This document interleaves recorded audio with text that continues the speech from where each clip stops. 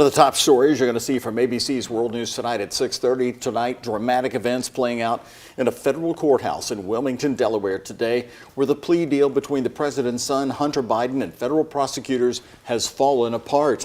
ABC's Rena Roy has the latest from Wilmington.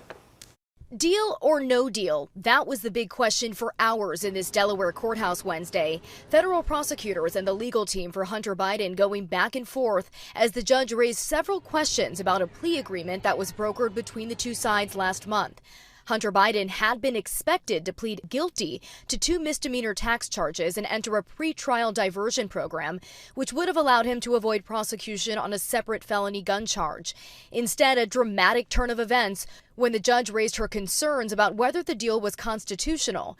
Hunter Biden ultimately pleaded not guilty to the charges, the judge deferring the initial agreement. He thought he was walking away clean with this deal, but the judge seems like asked some questions where there wasn't an agreement on what he's actually giving up, that he thought he was walking away with less liability that the prosecutors actually were holding over him. The judge was concerned about the parties linking the tax plea agreement to the deal on the gun charge and whether or not a provision in the deal would grant Hunter Biden blanket immunity, meaning that the government would not prosecute him further.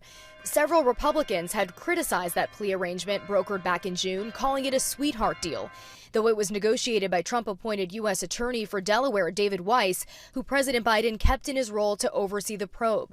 Sources telling ABC News in a closed-door meeting with House Republicans Wednesday, House Speaker Kevin McCarthy said an impeachment inquiry is on the table related to the criminal investigation of Hunter Biden, but suggested it's not imminent at this point.